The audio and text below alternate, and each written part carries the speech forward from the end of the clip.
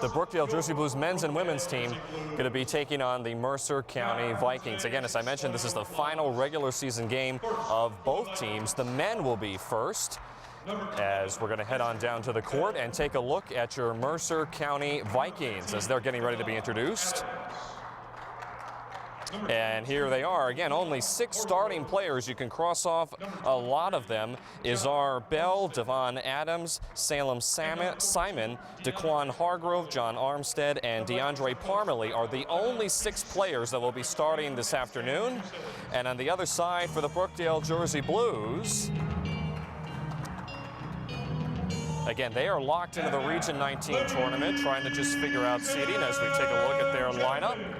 You can scratch out Mason Jones and Jordan Little. They will not be on the court. That's going to be a heavy loss for the Brookdale Jersey Blues. The reason for that, unspecified. Starting lineup, the starting 5, Kerry Kirkwood, Aiden McMenamin, Sky Harris, Aaron Trimble, and Dylan Salva. So again, Mercer comes in here under the head coaching position of Howard Levy in his 7th season. He has taken the team to the Region 19 tournament in 2009 and 2010. Last year coached the Vikings to a 23-win year season. Now they come in here struggling, 7-16 overall, while the Brookdale Jersey Blues come in here 18-8. They have dropped 3 games in a row, the Vikings have. They played earlier this year at the Verizon Center in Washington, D.C. against Frederick Community College, which hailed out of Maryland. They lost that game 68-63, but it's the same place where Georgetown and the Washington Wizards play, so these players have definitely been around and had a pretty interesting season. However, they haven't had a very good result. Again, only 7-16, while the Brookdale Jersey Blues, under the head coaching position of head coach Paul Chizak in his 25th year here as head coach, the all-star coach, lost last time here at home to Montgomery College by a final score of 89-72. It was a pretty ugly game. Coach Chizak was actually ejected in the second half, so hopefully hope for a better result. Last 3 games, 2-1 on a 3-game road trip, and they won their last game just barely over Cumberland on Thursday by a final score of 84-83. Aaron Trimble posted 16 points in that win. Dylan Salva and Aiden McMenamin had 10. And again, Brookdale just barely squeaked by a Cumberland team that they lost actually earlier to this year at home, December 15th, by another 1-point margin, 81-80. So they were able to draw even with the Cumberland Dukes. Our officials this afternoon, Mike Bacon, Lamar Parker, and Randy Desir. Mercer comes out in their away green uniforms with yellow lettering and white trim, while Brookdale comes in with their traditional home uniforms with blue lettering and white trim. Opening tip is controlled by the Vikings, and we are underway for the doubleheader of the last regular season game here in the Collins Arena. Here is Devon Adams, now gets it over to Izrin Bell. Corner shot from the corner goes up and is knocked down by John Armstead, who puts the Vikings on the board early on, 3-0. Brookdale again controlling their opening possession. Aiden McMenamin that is, thought about a 3 from the corner. Here is Dylan Salva working it down low, right against number 42, DeAndre Parmalee. And Salva gets the first points for the Jersey Blues. Here is Armstead, dumps it down low to number 22, Daquan Hargrove. Vikings switching off on a couple of men as Brookdale plays a man-to-man defense. Shot clock down to 10. Here is Bell. Back out to number 42, Parmalee for a long 3. He got hit down, knocked down by Dylan Salva. No foul as Salva was trying to close out on him, and Sky Harris brings it up the floor for Brookdale. Salva again down low, this time blocked away, but Aaron Trimble's able to scoop it up. Shot clock did not reset. McMenamin pulls the trigger on a 3, off the mark, no good, and a rebound pulled down by number 11, Izrin Bell. Bell guarded by Kirkwood. Now going to kick it into the corner. Back up top. Back to Bell. Bell over to Parmalee. Nice feed inside to number 15, Adams, but he blew the layup. He was fouled, though, underneath. That was Devon Adams who was hit. He missed the initial layup, but went back up with it and was fouled. They're actually going to call the foul on the floor. And the foul is going to be on Kerry Kirkwood, number 3. That's his first team foul for the Jersey Blues. And the Vikings will inbound with a fresh 30. Parmalee over to Hargrove. Now hands it off to Armstead. Armstead pulls up a 3. Off the mark this time, and Dylan Salva brings down the rebound. McMenamin, another 3. Back iron no good, and the leaping rebound pulled down by Armstead. Salva had 10 points in the last game against Cumberland. We've called his name quite a bit tonight.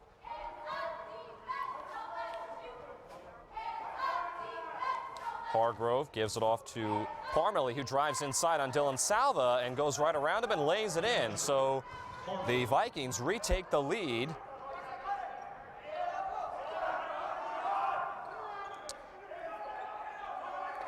The scoring is a little bit off. We'll check on that in just a second. Here is a 3 pulled up by Sky Harris, no good. And a rebound pulled down as I believe the officials are going to go over and check on the score. Originally, Brookdale was credited with that basket. Vikings should have been credited with it, and now they got it cleared up 5-2. See Coach Chizak there trying to instruct his players. Have gone 2-1 in their last 3 games. They had a 3-game road trip, so they are locked into the region tournament. Just trying to figure out seeding, as that layup underneath by Adams is no good. Blew it. Was probably expecting a little bit of contact. No look pass outside to Aaron Trimble. That 3 rolls off the rim and then pulled down another time by Daquan Hargrove. 3 minutes gone by here in the first half. Mercer leads by 3. Devon Adams bumps into Kerry Kirkwood, now swings it out to DeAndre Parmalee. Shot clock down to 10. Here's Bell, swings it inside to Parmalee, reverse layup, no good, but Dylan Salva is going to be called with a goaltending call. And Coach Chizak is going to call a timeout in the process, 30 seconds. as his team has not opened up very good. Only 1 basket in the first 3.5 minutes.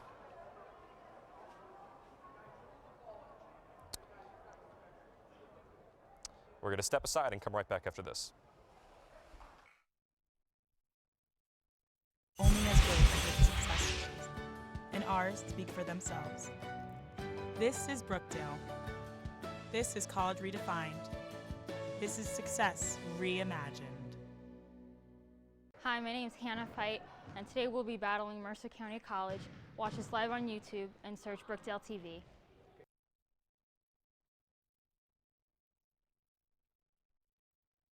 Brookdale down 7-2 to the Mercer County Vikings.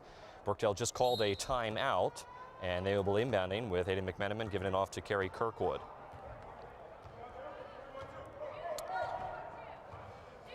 Vikings again in the man-to-man defense, same as the Jersey Blues. Here is Kerry Kirkwood, back out to Aaron Trimble. Salva pulls up from the free throw line short, and a rebound pulled down by Armstead. Brookdale hasn't had a terrible shot selection, but they haven't been able to finish. Inside here is Adams, and again, Adams can't finish with that layup. Another beautiful pass inside by Parmalee as McMenamin tries another 3, no good. Salva scoops it up for the Jersey Blues and resets the shot clock. Trimble, floater in the lane, knocks it down. And Aaron Trimble breaks a scoreless drought for the Jersey Blues that stretched on for more than 3.5 minutes. And batted out of bounds there by Andy McMenamin. Quick hands. Vikings will inbound with 26 on their shot clock.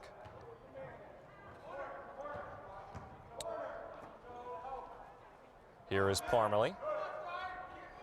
Going to take a 3. No one was boxing him out. Rebound, though, underneath is collected by Armstead, and Armstead puts it in. Mercer now goes back up by 5.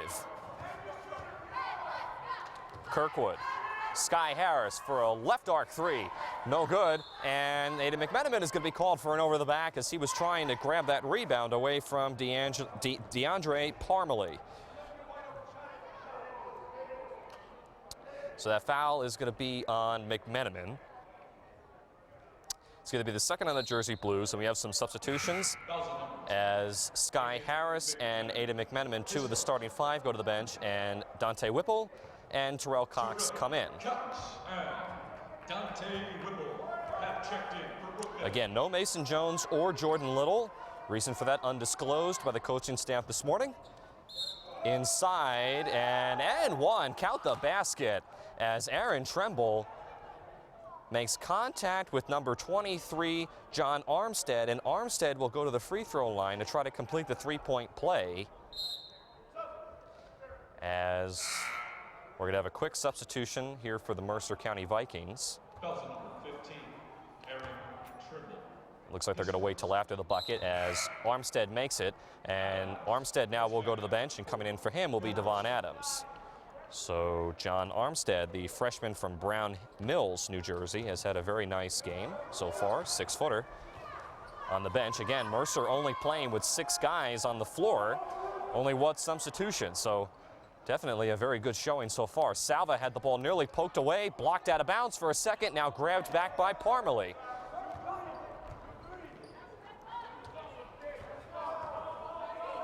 The lead is 8.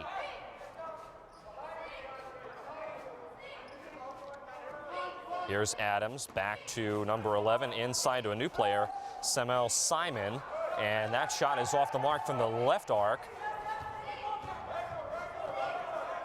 Tremble now looking to get it over to somebody, guarded very closely by number 11, Ezrin Bell.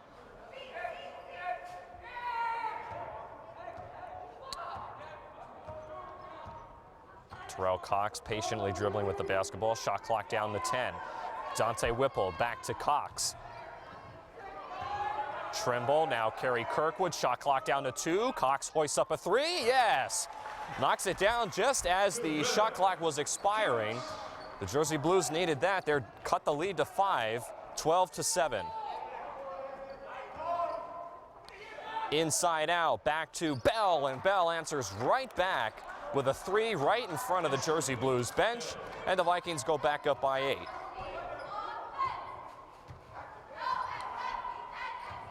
Kirkwood. Dangerous high arcing pass to Terrell Cox, who is apparently to be double teamed. Salva in the corner. Back to Kirkwood. Aaron Tremble pulls up for a 3. Yes, and Aaron Tremble knocks down. So that's 2 consecutive 3s for Terrell Cox and Aaron Tremble, as Jersey Blues are starting to hit a little bit of a rhythm. Still down by 5 though, as we approach 7 minutes rather gone by here in this first half. Underneath, Hargrove couldn't finish. Still, ball is loose, and Dylan Salva is able to tip it to himself and grab the rebound. Cox inside to Dante Whipple. Whipple had it cleanly blocked away. Ball scooped back up by Terrell Cox. Back to Whipple, and now we're going to have a foul underneath, and I believe that's going to be a hold on number 11, Ezrin Bell. And it is going to be the first foul on Mercer, first team foul. It'll be the first on Bell, and Brookdale will get a fresh 30. Salva goes inside, and now another quick foul, this time on number 22, Daquan Hargrove. That's also going to be on the floor. So quickly, the Vikings went nearly 7 minutes without a foul. Now they've picked up 2 straight. Salva, a wild shot inside, couldn't finish. He had a hand in his face. That was Hargrove, and a rebound pulled down again by DeAndre Parmalee.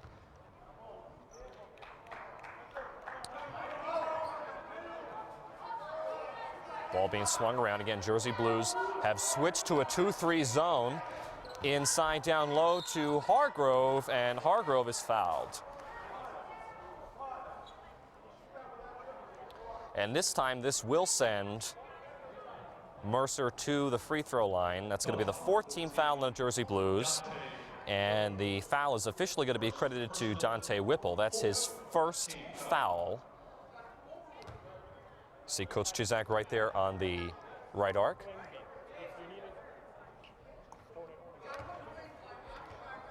Hargrove makes the first foul.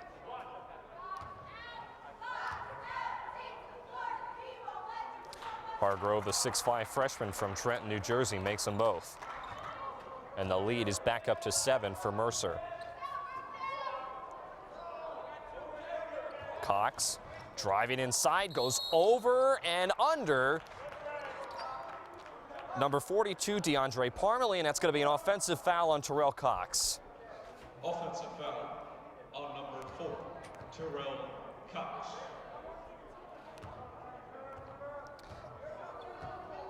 So again, that's going to be a foul on Terrell Cox. That's his first foul, team foul number 5 for the Jersey Blues, as they have really struggled to get anything going. Here is Hargrove, back out to number 15, Adams, floats it up inside, off the mark, but there's going to be an offensive foul underneath on the Mercer Vikings, and I believe that will be number 42, DeAndre Parmalee. And it will be on Parmalee, third on the Vikings. First personal. 18 fouls combined here in the first half.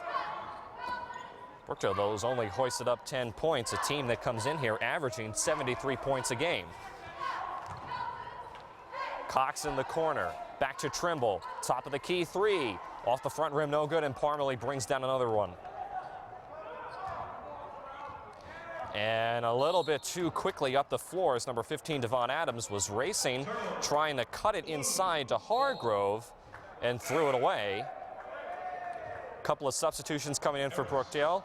Will Kostis comes in, as well as Sky Harris. Also, Aiden McMenamin checks in, as Dylan Salva, Aaron Tremble, and Dante Whipple go to the bench. So 3 come in, 3 come out for Brookdale. Sky Harris back to Aiden McMenamin. Terrell Cox now. Tried to get it inside to Harris. Ball loose on the floor. Tie up. We're going to have a jump ball, and possession arrow is going to keep the ball on this side of the floor by virtue of the possession arrow. Brookdale will inbound. However, I don't believe the shot clock is going to be reset, so they're going to inbound with 15. Kirkwood. Here's McMenamin now. Turns around to get it over to Terrell Cox with 8 on the shot clock. Cox trying to direct traffic, trying to open somebody up. Sky Harris now has to take it himself, spins his way inside, floater short, and a rebound pulled down by Bell. Not a very good offensive possession for the Jersey Blues, and just like that, Dylan Salva getting ready to check in at the next whistle. Adams swings it over to Simon. Now back to Bell for a left arc 3, and he connects on that one. Timeout, Coach Chizak. As he is not happy with the way his team is playing, down by 10, 20-10, 10:43 remaining. We're going to take a break on Brookdale Television. Come right back after this. This is not your ordinary community college. This is an education for the 21st century, a college that learns from industry trends and adapts to the changing job market. This is a group of acclaimed professors and a staff who will stand at your side and help you kick down any door you choose. This is where you can learn a new skill or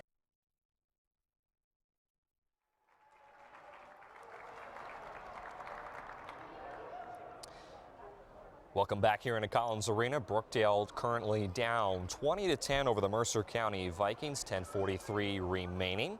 And we're going to remind you that coming up in between both of our games this afternoon from the Collins Arena, we will have a very special presentation from the 2016 Hall of Fame class. Again, that was an induction ceremony for the Brookdale Athletics Hall of Fame last night. Many notable players from around the Jersey Blues history were inducted. Many of them are present today inside the Collins Arena. And we'll have a very special presentation again coming up in the middle of our doubleheader coverage, so the end of our first game this afternoon between the Brookdale men and the Mercer County men's squad.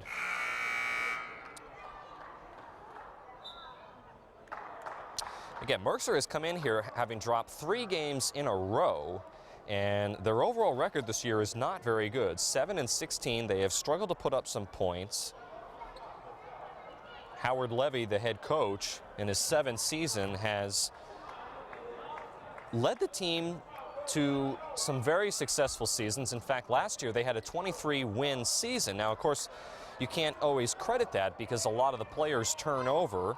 However, there are a lot of sophomores on this team this year. And right now they have a 10-point lead. McMenamin scurrying around. Dylan Salva, by the way, checked back in at the last timeout. Cox for three from the right arc, no good. Salva tried to get it, and it's pulled down by Samal Simon.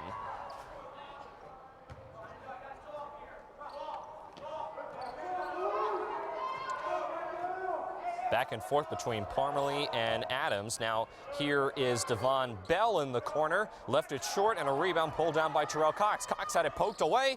Under control, gets it to McMenamin, who lays it in. Cox was falling down as he was able to scoot it over to McMenamin. Brookdale again down by 8. Simon. Ball being swung around. Here's Parmalee. Back to Adams, goes inside right on Wilcosis and rattles it in. Halfway through the first half, and Brookdale still has yet to lead in this game.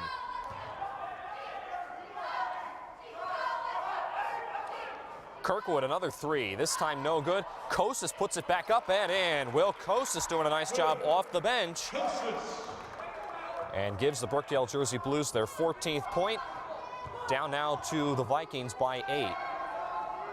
And they've been stuck in that seemingly stagnant lead as the Vikings have been fairly comfortable so far, not having a whole lot of pressure from Brookdale. Bell, a three, knocks it down way from behind the three-point line as Ezrin Bell has come out swinging and has been hot from behind the arc. Mercer now has a double-digit lead as the ball's tipped out of bounds by Bell of 11. Armstead heads back onto the court for Mercer. Quick substitution as Simon goes to the bench, and coming in for him will be John Armstead for Mercer. Cox driving inside, pulls it up, off the back rim, no good, can't finish in the paint. And DeAndre Parmalee pulls down yet another rebound. He has had quite an afternoon so far between rebounding the basketball and putting up some points. Adams back to Bell, hoists up a long three, and another one from Ezrin Bell as he is just on fire from behind the arc, and Coach Chizak has had enough. He's going to call a timeout as his team is down by their largest lead of the game of 14. Let's take another look at this three-pointer from Ezrin Bell. This is going to give the Mercer County Vikings a 14-point lead. Awesome job.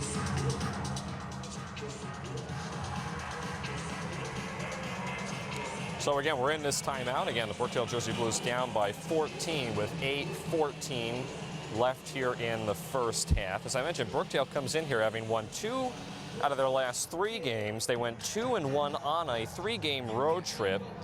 And again, their last game was on Thursday night against Cumberland County, where they won by a mere 1 point. And Brookdale has struggled this year. They have not necessarily been all that good at closing out games. However, they have been able to come from behind in some of them. But a classic example of not being able to close out games and not starting off very good is a game that they played last time at home, February 4th, when Montgomery came in.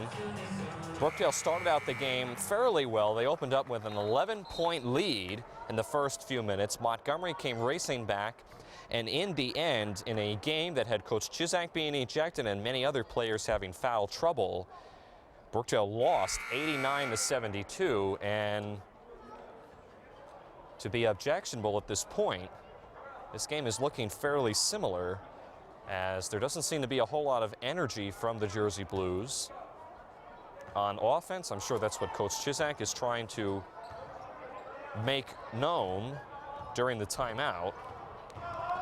As Kerry Kirkwood goes right over again and draws an offensive foul. That was number 22, Daquan Hargrove, who took the charge. Kerry Kirkwood went right over him. And just like that, that's Kerry Kirkwood's second foul. He goes out of the game as he had been able to set his feet and drew the foul, as nothing is going right for the Jersey Blues. Aaron Trimble checks in for Kerry Kirkwood, who went to the bench with 2 fouls. Hargrove now inside, lays it in with the left hook. Hargrove.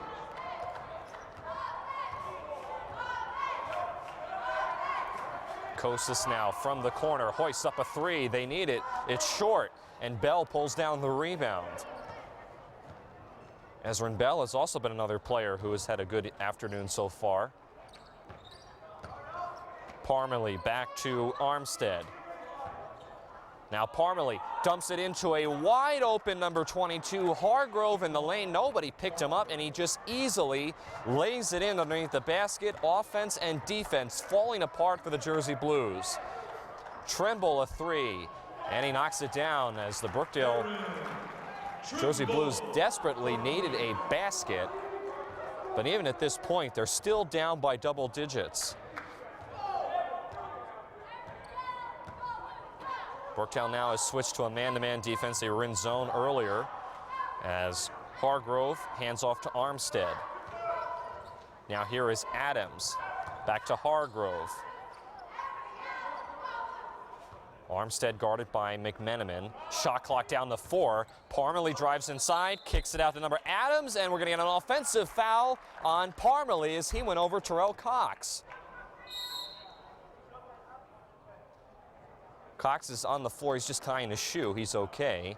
I'm not sure, quite frankly, even if Parmalee hadn't been called with that foul, Vikings weren't able to get off that call. Let's take a look at this foul as we have a timeout on the floor. Watch this. Boom. Down goes Terrell Cox as Parmalee comes in. And as I said, I don't know if number 15, Devon Adams, was going to be able to get that shot off since the shot clock was already down to 1. So we're going to take a break here on Brookdale Television. Brookdale down 32-17 over Mercer County.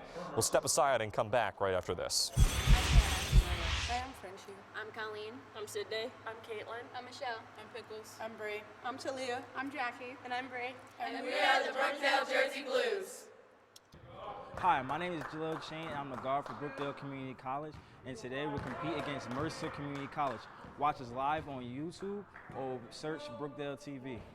Looking for quality higher education at an affordable price? You'll find it at Brookdale Community College. With locations in Lincroft, Freehold, Long Branch, Neptune, Hazlitt, and Wall, and online options that let you study anywhere. At Brookdale, you can train for a new career, earn a diploma, and transfer to a 4-year school hassle-free. Brookdale has small classes and approachable faculty, an honors program, academic support centers, a full student life experience, and nationally ranked sports teams. Visit brookdalecc.edu and start your success story today.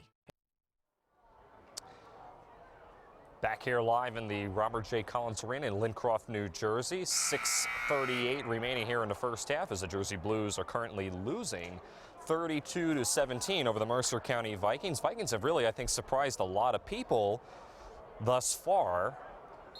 Again, coming in, dropping 3 games in a row and have struggled this year overall on offense as they only have 6 players total with 1 substitution.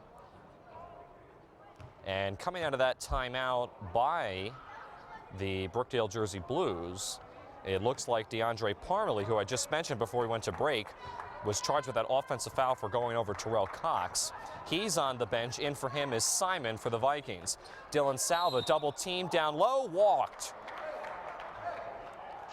As he was trying to dump it back out to the top of the court, shuffled his feet. And you see Coach Chuzak's reaction there on the monitor. It's been a frustrating afternoon. Hargrove working it on Salva, way too strong inside, didn't even hit the rim, and now here comes Aaron Trimble racing up the floor.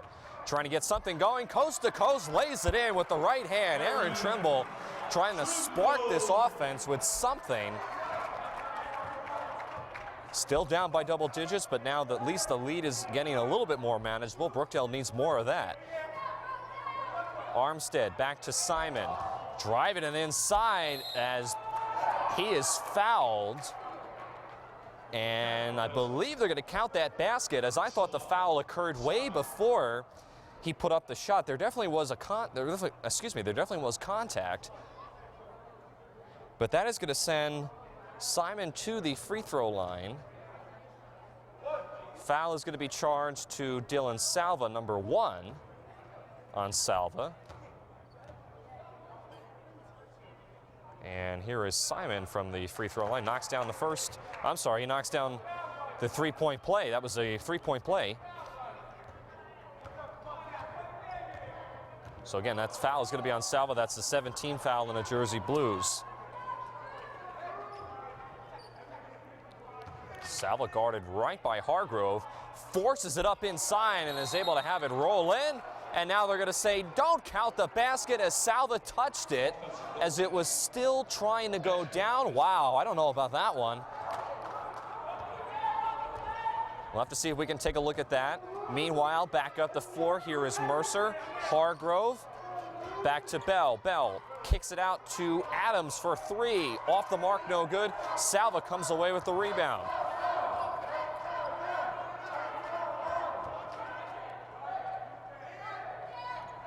Salva now again trying to redeem himself a little bit, lays it in this time. Yes, number 23, Armstead saw Salva, the 6'6" freshman, coming his way and backed out, allowing him to put that in. Brookdale, though, still down by 14. Here's Bell. Back to Armstead, and Armstead traveled with the basketball. So an offensive turnover for the Vikings. Our three referees this afternoon making all the calls. McMenamin for a right wing three, I should say, no good. Harris struggles with it, has the ball thrown off his feet in an athletic move by John Armstead as he was going out of bounds. And that is going to give the ball back to the Vikings. So heads up play by John Armstead. Again, our officials this afternoon, Mike Bacon, Lamar Parker, and Randy Desir.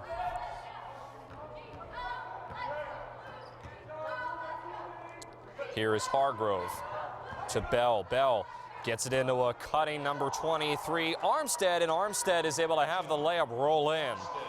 Everything going Mercer's way this first half as we approach 4 minutes remaining. Cox driving inside, bumped before the shot. That won't count. That was a nice move there by Cox, though. And foul is going to occur on the floor.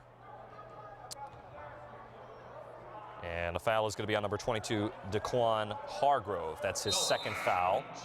And now we're going to have a substitution here for Mercer as Hargrove comes out. And coming in for Hargrove will be number 42, DeAndre Parmalee. So Brookdale will inbound with a fresh 30. Sloppy inbound pass by Terrell Cox as number 23 Armstead is fouled by Aaron Trimble as Trimble was trying to swat that ball away. Oh boy, that was an ugly play. And because that is the 18th foul for the Jersey Blues, it'll send Mercer into a one-on-one situation. And now we have a technical foul also called on the floor on Aaron Trimble. So not only a personal foul, but now a technical foul on Aaron Trimble. Wow. Coach Chizak talking it over with the officials very calmly, but again, trying to figure out exactly what that was all about as Trimble again fouled Armstead going out of bounds after a sloppy inbounds pass by Terrell Cox. And it'll send Simon to the free throw line. He back irons the first technical foul. Again, Mercer is going to have the ball, and I believe will go to the free throw line after these pair of technical fouls by Simon. As Simon knocks down the first one, now we'll get Armstead to the line for his 1-and-1 because again, Aaron Trimble fouled twice. He fouled Armstead coming out of bounds, and then he must have said something to one of the officials, which picked him up another foul, a technical foul, and Trimble goes to the bench. So it has been anything but pretty for the Jersey Blues as Armstead can't make the 1-and-1, so maybe a little bit of a break for the Jersey Blues as out of those 3 foul shots, Mercer only knocked down 1. Still down by 17, though. Kostas looking to go somewhere with it. Cox feeds it inside to Salva. Both players fall down, and we're going to have a blocking call on number 42, DeAndre Parmalee. They're going to count the basket, and they're going to call the foul on, I believe, Parmalee. That's going to be number 3 on Parmalee, and this could play a factor because now that's number 3 on Parmalee. Again, only 6 players here for the Vikings. He goes out. Coming in for him is number 22, Daquan Hargrove. And Dylan Salva now, who again made that basket, trying to complete the 3-point play. A little too strong on that one. Sky Harris back up with it. No good, but he will go to the free throw line. So nice second effort by Sky Harris.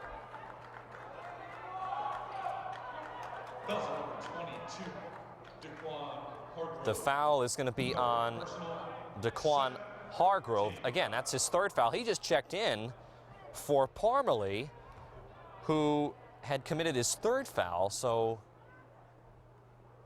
unfortunate for Mercer, and now Sky Harris, the communications major, averaging 68% from the line, knocks down the first end of a 1-and-1.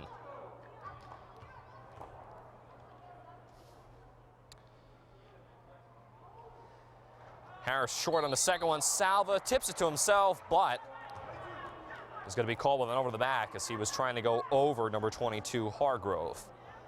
And because Brookdale is in the double bonus now at the other end, a pair of free throws for Mercer,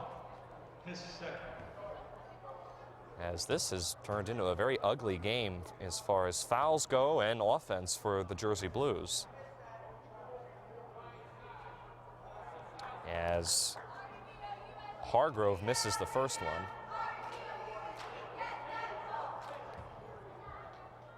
Again, Hargrove, the 6'5" sophomore from Trenton, New Jersey, makes 1 out of 2 from the line. It's still a 15-point margin for the Jersey Blues. They're going to have to start chipping away at this as we're under 4 minutes to play here in the first half. Salva spinning inside. No good with the basket, but he was fouled. Made a nice cut inside, got the basketball, and made some nifty moves, and he'll go to the free throw line again. And the foul is going to be credited on Mercer to John Armstead. That's only his 1st foul. Salva, front end of the basket.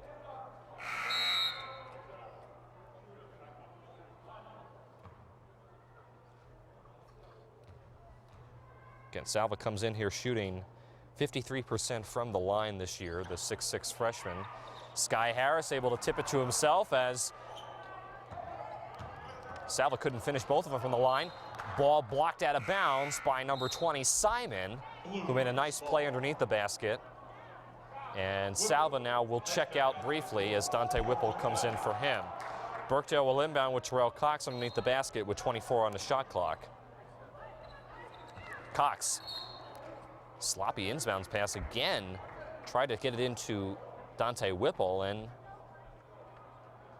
goes out of bounds again, but this time there's going to be a foul on the floor on number 11, Ezrin Bell. That's his 2nd foul. So Brookdale, if they could start knocking down some of these foul shots, they might actually give themselves a little bit of a break, as Mercer has last couple minutes committed a lot of fouls, and since they are in the 1-and-1, this will be a 1-and-1 foul shot for Whipple. As he makes the first one, he'll be granted the second.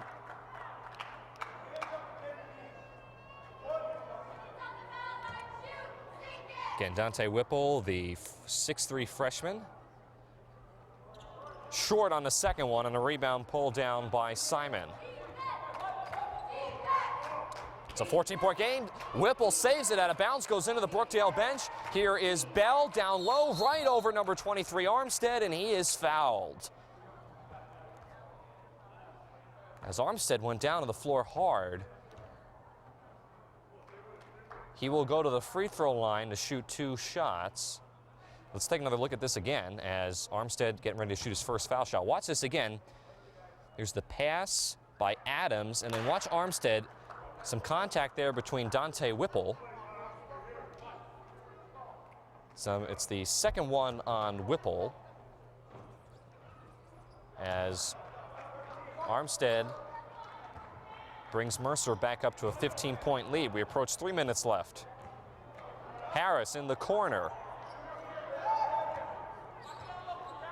looking to go somewhere with it. McMenamin now pulls up a long three, in and out, no good. And Whipple goes down to the floor hard, fighting for the rebound, but he falls out of bounds.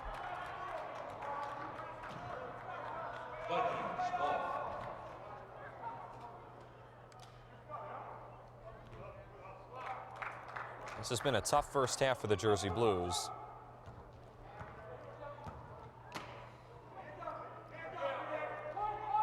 Here is Bell. Bell picks up his dribble, gets it to Simon. Hargrove hands off Simon, back out to Adams. Pulls up at the foul line, no good. Adams gets his own rebound, contact underneath, and I believe they're going to get Terrell Cox with that foul. Coach Levy going out to make sure everything's okay. And it'll send Devon Adams, number 15, to the foul line. They're actually going to call the foul on Sky Harris. That's only his first foul, as Adams can't hit that first one. Adams, the 6-foot freshman all the way from Philadelphia, Pennsylvania, makes 1 out of 2 from the line. It's a 16-point lead, and I can imagine that the Jersey Blues are going to get an earful from Coach Chizak in the locker room, as they have just had a lackluster performance so far.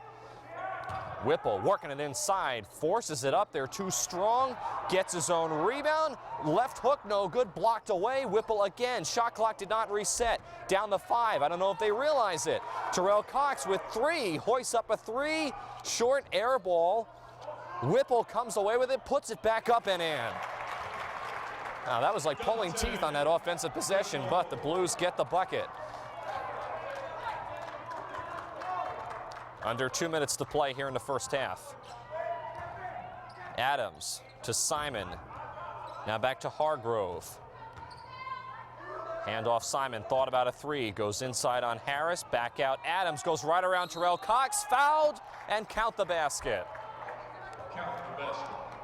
As that was a costly foul on Terrell Cox. He had already gotten beat by Devon Adams, and Adams just simply is able to lay it in, and now he will go to the line to try to add one more. As Cox gets charged his second foul, I should say. 44-27. Harris drives inside, floater, in and out, no good. Whipple with a diving rebound inside, can't finish with that contact underneath, but he's been fighting hard for those rebounds when he's been in the game, and they're paying off, as he will go to the free throw line. Again, Dante Whipple, the business major. 6'3" freshman. A lot of freshmen on the Brookdale squad this year. Whipple is one of the many of them.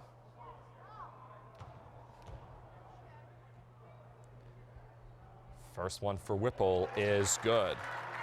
Whipple shooting 66% from the line, and Brookdale as a team shooting 62% from the charity stripe.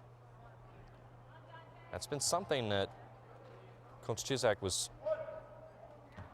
always telling me that could always be higher. And they have struggled with that this year, as Whipple only makes 1 out of 2 from the line. Harris, though, with the rebound, puts it back up. Too strong. Whipple again. And now we're going to get a holding foul underneath on number 22, Hargrove. So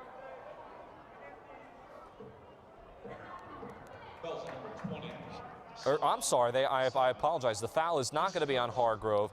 The foul is going to be on Samal Simon. That's his first foul, but both teams are maxed out as far as fouls are concerned. They're both in the double bonus, and Whipple now will again have another chance to redeem himself. So he makes the first.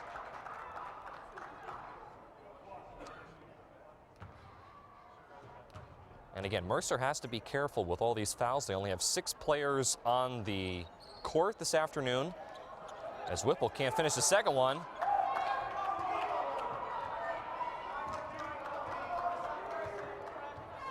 And bringing up the ball for Mercer is Bell. give and go inside. Bell fouled hard, but he will not be able to have that basket fall. He'll go to the free throw line. I believe that foul's going to be on Terrell Cox. So this has been a foul-heavy first half as number 11, Ezrin Bell, the 5'8" sophomore from Trenton, New Jersey, makes the first one from the line.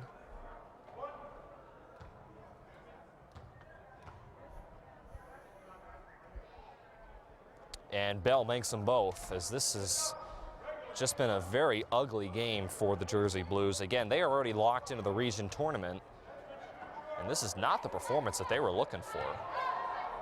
However, as I said, they are missing two of their key players, Mason Jones and Jordan Little, who are out for this afternoon for an undisclosed reason, as Aiden McMenamin goes right over Hargrove, but I believe there's going to be a foul before that.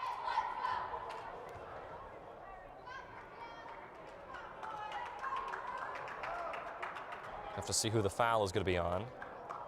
It'll send McMenamin to the line, and they are going to call the foul on Devon Adams, who fouled McMenamin before he went over Hargrove, as McMenamin knocks down the first one. Noel Garay. As you see, number 5, Noel Garay coming in for the Jersey Blues last minute. Also, Jaleel Chain is going to the scores table as McMenamin knocks down both of them. Deficit is still 15, and we have a substitution tie-up as Jaleel Chain and Noel Garay come in as Aiden McMenamin goes to the bench. Also Terrell Cox for the last minute. Adams walked with the basketball. A little bit too fancy with that footwork. And another turnover for Mercer. They have definitely not helped themselves. They do have a 15-point lead, but they have not played all that well the last half of the quarter either, as that ball was thrown away by Noel Garay trying to get it into Dante Whibble. Here's Adams the other way, lays it in.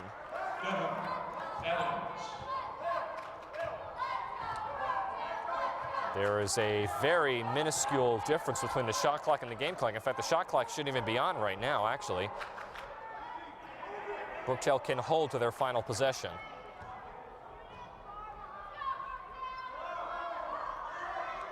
Harris with 6 on the game clock.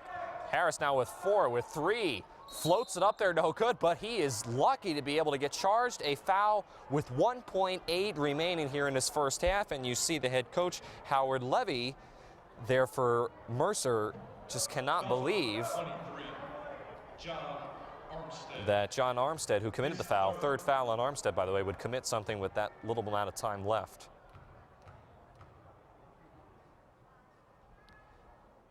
So Harris makes the first one.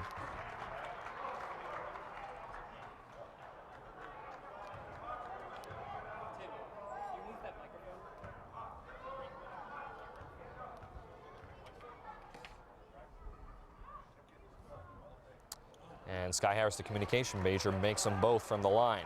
1.8 remaining, and that'll do it for the first half. So Mercer goes into the halftime leading by 15, 48 to 33, as the Brookdale Jersey Blues, again, down by 15 at the moment. It was a really difficult first half. Blues having a lot of turnovers and a lot of costly fouls. Again, they're trying to complete this effort this afternoon without two of their main players, Mason Jones and Jordan Little, who are out for an undisclosed reason this morning by the coaching staff. They are locked into the tournament, but this has not been a tournament-worthy performance, as Mercer, who has dropped 3 of their last straight games coming into this afternoon, is currently leading by a score of 48 to 33. We're going to take a break here on Brookdale Television. Again, Tim Catafamo live here in the Collins Arena. We'll have the second half coming up after a couple of messages here on Brookdale Television.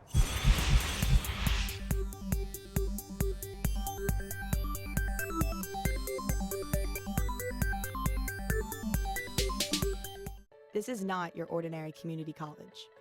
This is an education for the 21st century, a college that learns from industry trends and adapts to the changing job market. This is a group of acclaimed professors and a staff who will stand at your side and help you kick down any door you choose. This is where you can learn a new skill or earn a degree, online or in person, at 6 locations across Monmouth County. This is not your ordinary community college. This is Brookdale. This is college redefined. This is success reimagined. Hi, my name is Jalil Chain, and I'm the guard for Brookdale Community College, and today we'll compete against Mercer Community College. Watch us live on YouTube or search Brookdale TV. Hi, my name is Hannah Fight, and today we'll be battling Mercer County College. Watch us live on YouTube and search Brookdale TV. It's the week before finals here at Brookdale Community College, and students are running around hoping to pull together a big A on their final exam, but a few of them are here in the Bankier Library choosing relaxation over stress by taking a step out of the student's life and into the dog's life.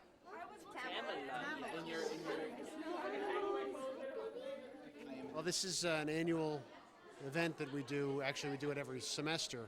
Around exam time, it's therapy dogs in the library for students to come in and staff too. Just to have some fun, to relax, pet the dogs, play with the dogs, and kind of relieve some stress. Oh, you are so cute. I'm in so heaven. High five. You're so cute. You know, everybody needs those study breaks, and it's a way to take a study break without having to get distracted at the same time. So that petting a therapy dog before finals is supposed to reduce all your stress, and it works. It actually works. This is, I think, the 4th year that we've been here, and finals are next week. Students will come. They will de-stress with petting a therapy dog. The dogs are trained. They're certified by an organization called Bright and Beautiful. We're all volunteers. We're also all the owners of these dogs. It's a wonderful, wonderful program. It's a win-win. The dogs love to be petted, and the students get to enjoy a puppy without, owning them. My name is Amy Clark. I'm one of the librarians here, and I am the coordinator for this Therapy Dogs event for Anti-Stress Week. I feel great about the turnout. It is usually one of the most popular events in the library. This is the first year that I am coordinating it, and I'm really glad that we have as much interest as we do. I never know what finals are. I am a biology major at Brookdale, and I just finished my practical, and I was so stressed out, and I was supposed to go home, and I was told that there were dogs coming to the library. So I immediately came back, and I am so happy right now. I have panic attacks all the time from schoolwork and stuff, so this is the best thing ever. So much special attention. I just think it's a fun experience for them. If you're a dog person, it's great. If you're not a dog person, it's hard to not walk by and still want to give them a pet. And it's hopefully it'll get students to kind of relax at this time of the year that can be very, very stressful for them. What do you like about humans? What do you think of this event on campus?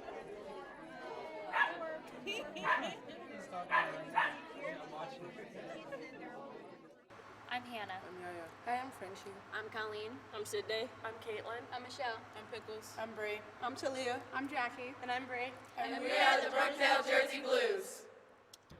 Hi, my name is Jalil Chain, and I'm the guard for Brookdale Community College, and today we'll compete against Mercer Community College. Watch us live on YouTube or search Brookdale TV. Looking for quality higher education at an affordable price? You'll find it at Brookdale Community College, with locations in Lincroft, Freehold, Long Branch, Neptune, Hazlitt, and Wall, and online options that let you study anywhere. At Brookdale, you can train for a new career, earn a diploma, and transfer to a 4-year school hassle-free. Brookdale has small classes and approachable faculty, an honors program, academic support centers, a full student life experience, and nationally ranked sports teams. Visit brookdalecc.edu and start your success story today. Hey, what's up, guys? Mason Jones, starting guard and captain for Brookdale men's basketball. I'm Terrell Cox from Brookdale basketball. My name is Noel Garay. I'm Aaron Trimble. My name is Jalil Chain. This is Sky Harris. This is Dante Whipple from Brookdale Community College. Go Jersey Blues. This is Brookdale Community College. You are watching Brookdale Television.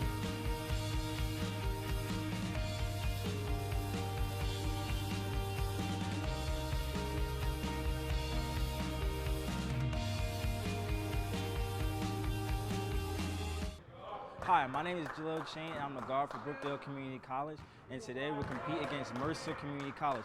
Watch us live on YouTube or search Brookdale TV. Need a place for your next conference, meeting, seminar, or social gathering? Choose the Warner Student Life Center located on the beautiful wooded 300-acre campus of Brookdale Community College in Monmouth County. You'll have access to 15,000 square feet of versatile event space, state-of-the-art conference facilities, a comfortable lounge, a scenic outdoor patio area, and an award-winning catering service. To learn more, visit brookdalecc.edu/events. That's brookdalecc.edu/events. The Warner Student Life Center at Brookdale Community College. Make it the place for your next event.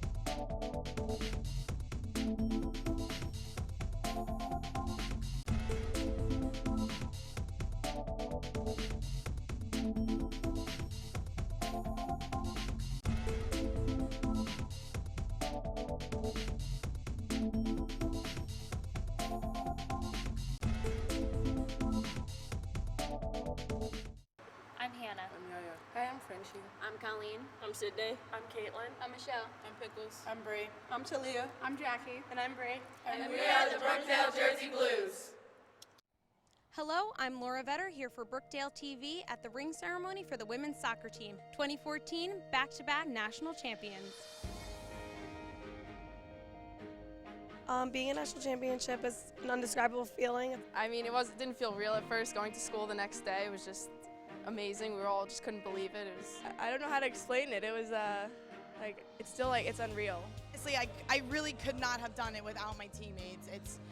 It's such a team effort, the sport, and that's why I love it.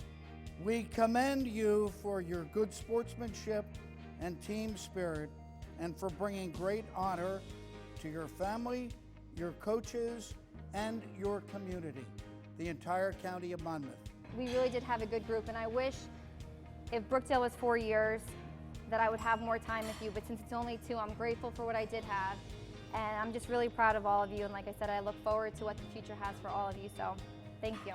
I think that the soccer program is just such a great addition to the school. The school has such a great reputation. That, you know, they had 2 national championships. I think that it will just highlight the school even more so. Catch the women's soccer team as they attempt a three-peat this fall. I'm Laura Vetter for Brookdale TV. Thanks for watching.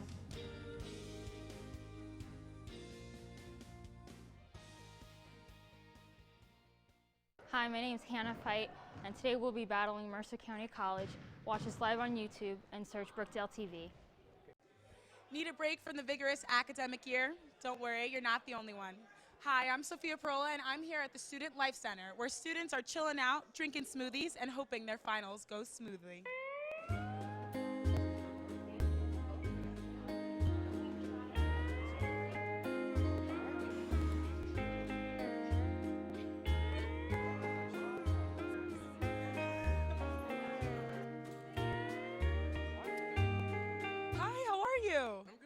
What's your name? I'm Zaire. I see you're drinking a smoothie. What smoothie is that? A strawberry banana smoothie. It looks delicious. Oh, it is very scrumptious. How do you think it's helping you de-stress from the academic year? Well, it's cold and it relaxes my throat, and it's like, you know, it's very relaxing. You know, if I get a brain freeze, it'll stop me from doing homework. You know what I mean? So that's why how it's relaxing. You know? Sounds successful to me. Yeah. Thank you. Enjoy your smoothie. Hi, can you tell me your name? My name is Lorena. Hello. Hi, Lorena. That's a beautiful name. Did you have a smoothie? Yes, I did. Strawberry banana. It was so delicious. Do you feel de-stressed? Of course I do. Right now we're in SLC, and on Tuesday, Wednesday, and Thursday, we are here massaging the students, just giving them 5-minute chair and table massages. A lot of students benefit from it. Once we come over here, usually we're signed up. We have a non-stop time that we're here. So we're usually here 11 to 2, and it's beneficial for all the students. I think it's a really good idea actually to get a massage before the finals because it's really relaxing. Yeah. This feels amazing, just getting rid of the kinks and knots. I could see why this is Anti-Stress Week. Thank you for joining us here at Brookdale Television. Signing off. Hi, my name is Jalil Shane, and I'm the guard for Brookdale Community College, and today we'll compete against Mercer Community College. Watch us live on YouTube or search Brookdale TV. Like a lot of people, I thought community college was a backup option, a discount education. But now, I can't imagine starting anywhere else. Brookdale challenged me. I had the tools and the faculty I needed to grow, both as a student and an engineer. Today, I'm transferring to a prestigious university and finishing a fellowship at NASA. I'm Nick Sikowski, and I came to Brookdale to save money on college. I never imagined it would be the smartest move I ever made. Hey, what's up, guys? Mason Jones, starting guard and captain for Brookdale men's basketball. I'm Terrell Cox from Brookdale basketball. My name is Noel Garay. I'm Aaron Trimble. My name is Jalil Shane. This is Sky Harris. This is Dante Whipple from Brookdale Community College. Go Jersey Blues. Begin a successful career in healthcare with Brookdale's short-term training programs. Many programs prepare students for state or national certification. Of the major occupational groups, employment in healthcare support occupations is expected to grow most rapidly through 2020, according to the U.S. Bureau of Labor Statistics. Our highly qualified instructors hold master's degrees or industry certifications and are working in the healthcare field. They bring their educational and work experience to the classroom. I strive to provide students with the necessary knowledge and hands-on skills to confidently serve patients in the healthcare setting. In our Medical Assistant Certificate program, you will be trained to be proficient in all aspects of a medical office through lecture, lab practice, and mock testing. Skills include administering EKGs, performing phlebotomy, scheduling appointments, and assisting with minor emergency procedures, to name a few. Our Certified Nurse Aide program, or commonly referred to as CNA, is a New Jersey Department of Health and Senior Services approved program. You will be trained for employment in a nursing home, assisted living, or long-term care facility. Through lecture, lab practice, and skills testing, students learn physical and psychosocial care skills, along with ethical concepts. Upon completion of the program, students are prepared to sit for certification. Students who become CNAs usually become successful with a lifetime of caring and with a lot of personal satisfaction. If they decide to stay in healthcare, whether they continue their education or not, they will have a fundamental base of nursing skills to carry them into whatever career they choose in the future. This program, along with the Certified Home Health Aide and Patient Care Technician, are approved as prerequisites for the AAS in nursing at Brookdale. Our RN Refresher program is an important course for nurses looking to re-enter the field of nursing. The RN Refresher program is a unique program that offers theory, skills practice, and simulation learning for nurses to prepare to re-enter into the field of nursing. We are an approved provider of contact hours by the New Jersey State Nurses Association. We offer many continuing nursing education programs to fulfill license requirements. Be a part of healthcare. For information, call the Office of Business and Community Development at 732-224-2813 or go to brookdalecc.edu/healthcare training. Early registration is strongly encouraged as most healthcare programs have limited enrollment.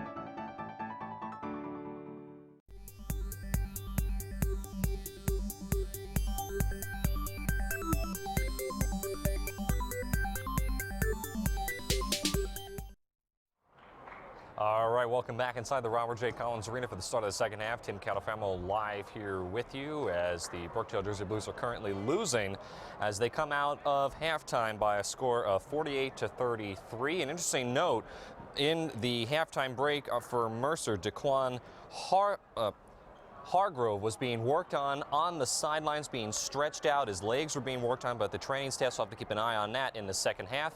But now let's head on down to the court.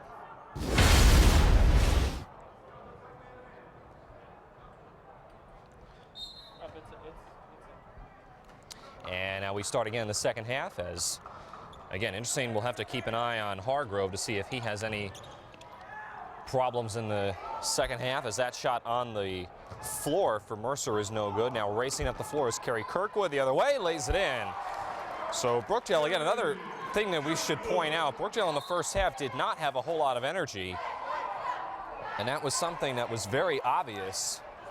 So maybe by some stroke of luck or maybe some stirring speech from Coach Chisek in the locker room, they can turn things around in the second half. Brookdale now starting to go with a full court press. Here is Adams inside, left it short underneath, but gets his own rebound. Sky Harris and Noel Garay did not box out. Ball fed down low to Hargrove, who I was just talking about being worked on the bench, and easily lays it in. Oh, Kerry Kirkwood lost it for a second, gets it over to Garay, who saves him. Salva inside, lays it in as he goes right around Hargrove and is able to muscle it in.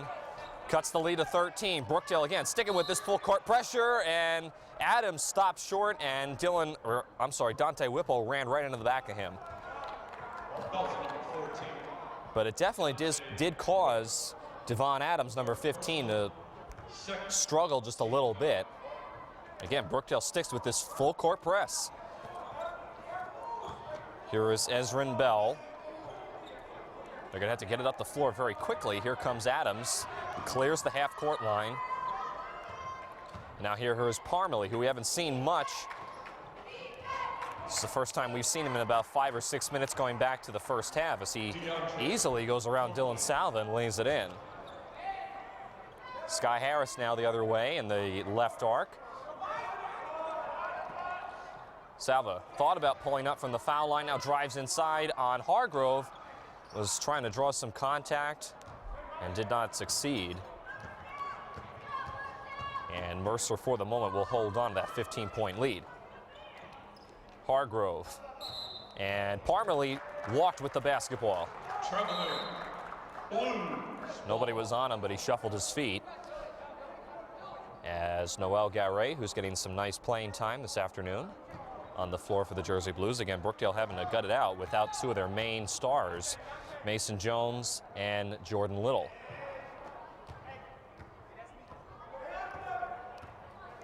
Kirkwood to Salva. Salva again on Harthrow. Did not get it to go. Puts his own rebound. Third time is the charm, as Dylan Salva was working it against Hargrove down low, and finally, after 3 times, was able to put it in. That's the energy that Brookdale just did not have in the first half. Noel Garay steals it away from Devon Adams, loses it. Ball still loose, scooped up through the legs by Dante Whipple, and Noel Garay walked with the basketball. But a nice defensive effort by Garay to take it away in the first place. And Mercer seems to be a little flustered at the beginning of these first couple of minutes. Bell floats it up to Parmalee. Parmalee now going to take it himself. In and out and in, as Parmalee again has just had an incredible afternoon. Kirkwood, tried to flip it to Sky Harris, but Harris was cutting at the same time. Miscommunication, threw it away. Coach Chisek thought that one of the Mercer players had touched it last, but Kirkwood had simply just thrown it away. Again, he was trying to flip it to Sky Harris in the corner as he was driving in the paint.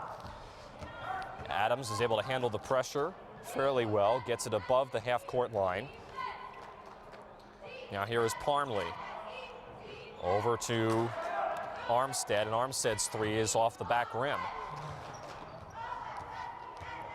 Kirkwood, tried to flip it again over to Garay, and an incomplete pass. That's not really the right terminology, but committed a turnover. Noel Garay goes out of the game, as well as Sky Harris, Terrell Cox, and Aaron Trimble come in.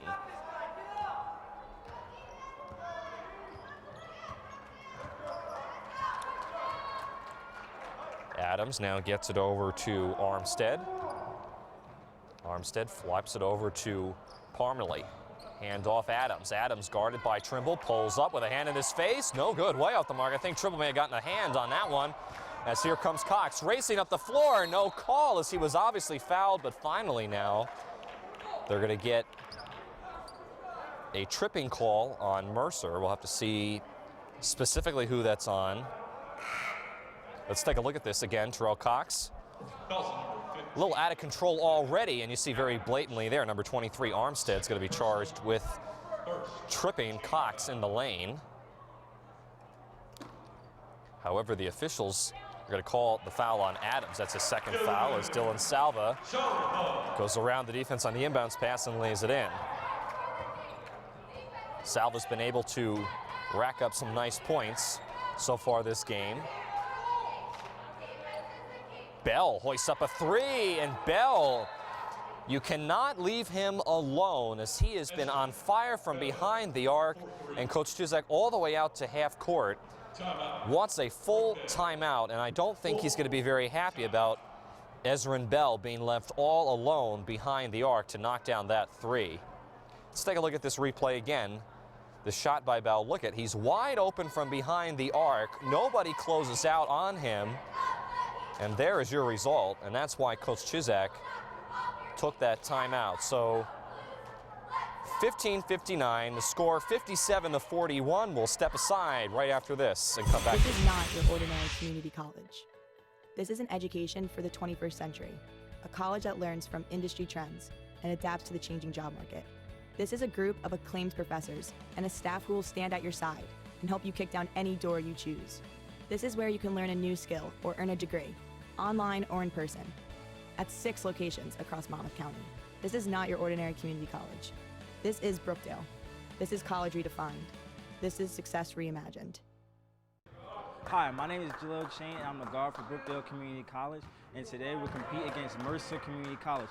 Watch us live on YouTube or search Brookdale TV. Hi, my name is Hannah Fight, and today we'll be battling Mercer County College. Watch us live on YouTube and search Brookdale TV.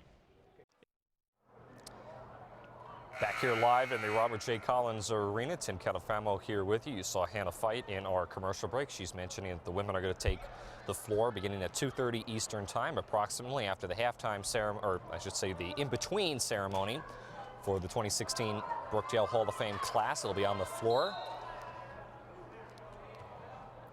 And coming out of that full timeout by the Brookdale Jersey Blues, they have got some work to do. Down by 16, lacking a lot of energy, and just their shots have just not been going in. As you saw, Dylan Salva had that right hook shot rim out.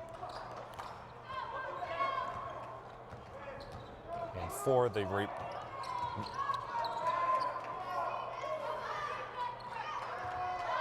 so here is Devon Adams now with the basketball, gets it over to Bell. Swings it over to Simon, who checked in. Goes right around Salva's number 22, Hargrove, and Hargrove is easily able to lay it in.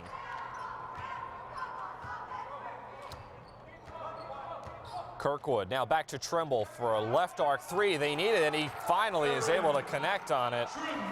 Aaron Trimble, who had 16 points in the last game against Cumberland, knocks down a desperately needed three for the Jersey Blues. Parmalee. Hand off to Adams. Adams inside, stops, puts it up and in. As Devon Adams has had a very nice afternoon so far. Trimble, thought about another three. This time drives inside, kicks it out Cox. Salva at the foul line to Kirkwood. Kirkwood now pulls up for a three from the other side, in and out. And the rebound pulled down by Samal Simon.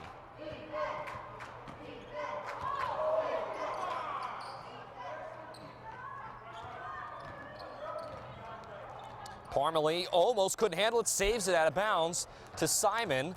Along the baseline on Aaron Trimble, and Aaron Trimble's going to be called with a reach-in foul as Simon was on his way to the basket. It's going to be officially a blocking foul on Trimble. That's going to put Trimble in some foul troubles. That's his 4th foul. And you see Eddie McMenamin coming in. He will come in for Aaron Trimble.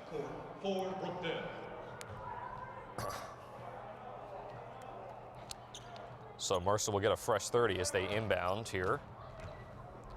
Hand off to Bell. Bell drives inside. Had it partially blocked away by Cox, and now here comes Brookdale. Kirkwood racing up the floor, kicks it out. McMenamin for a 3. Yes!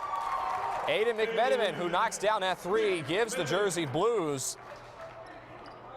a nice offensive possession, and McMenamin now makes a play on the defensive side of the court as he knocks that ball away out of Simon's hands. Trying to spark this offense, as all game they have showed a lackluster amount of energy. Bell lost it, stepped on the half-court line, backcourt violation. Backcourt violation. Blues ball. And that might be maybe a turnover that the Blues need to try to spark this team. Sky Harris comes in for Aaron Trimble, who goes to the bench.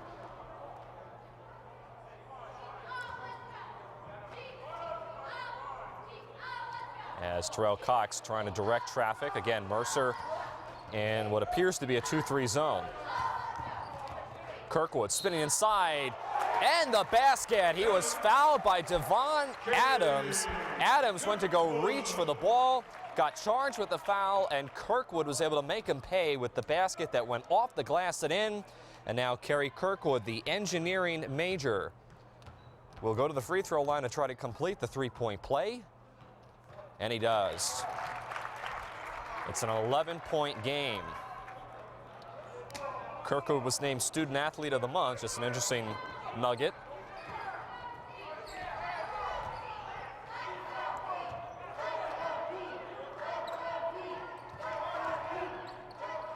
Armstead hands off to Parmalee. Parmalee, sloppy handoff to Simon. Simon backs it down into Hargrove. 10 on the shot clock. Parmalee for 3. Front rim, no good. Bounces off the front rim, though, and in. And now we have a timeout called by the Vikings after Parmalee's 3. That was an incredible 3, and as I said, everything that could possibly go for Mercer has gone right. Let's take a look at this incredibly lucky three-pointer that goes in. Watch this.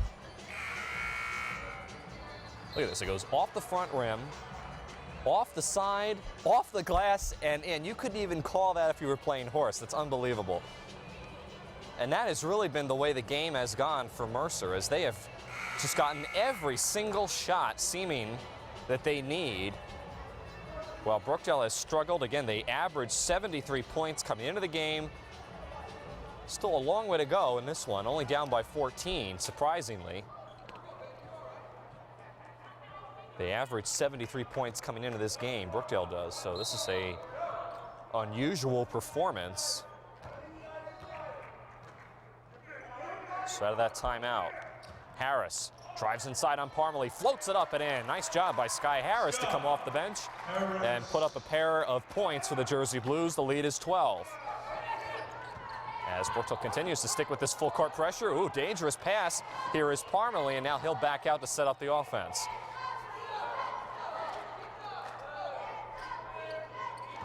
Parmalee drives inside on Harris. Foul.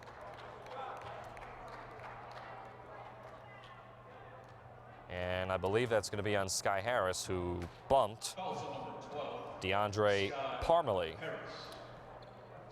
Harris is going to be charged with his second foul, the fourth foul on Brookdale here in the second half, and it'll send DeAndre Parmalee, the 6'3" sophomore from Philadelphia, New Jersey, to the line where he makes the first basket.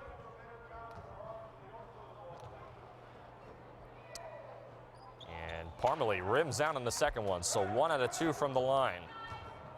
Brookdale desperately needs a bucket of some sort to try to at least get within single digits of this lead. The lead has been single digits since the early portion of the first half. Salva patiently taking his time, now back out to Harris for a 3. Back iron no good, and a rebound pulled down by Armstead. Coach Chisak demanding that his team pressure the ball coming up. not wanting to give Mercer anything. Sky Harris almost took that ball away. Now here's Simon inside, lost it, but Aiden McMenamin is going to pick up a foul, and he knows it as he went to go grab that ball out of Simon's hands underneath. So it'll send Simon to the free throw line as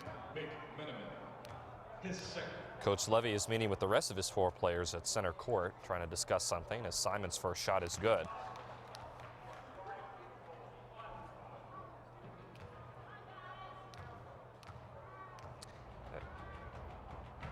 Simon has had a very good game so far this afternoon, and he knocks down both from the free throw line.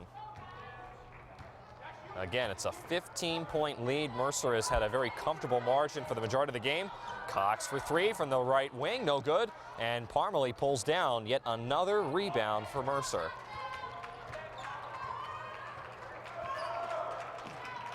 Almost stolen out of bounds by McMenamin underneath. Hargrove blew the layup as he had no one around him. I think he was expecting contact. Now here comes Kirkwood trying to fire up the team. Cox floats it up for Salva. The alley-oop is no good, out of bounds.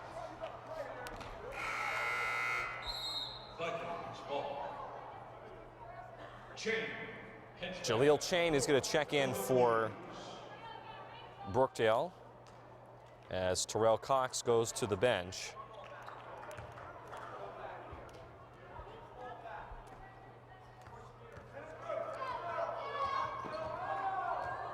So Devon Adams now bringing up the ball slowly. And now we're going to get a, is it an arm checking call on Adams?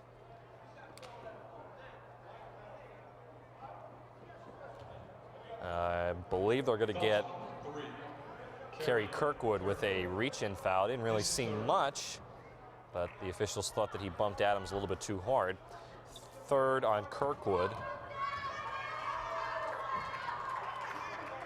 Adams again now floats it up from the left portion of the paint. Count the basket, as Devon Adams has just had a heck of a game.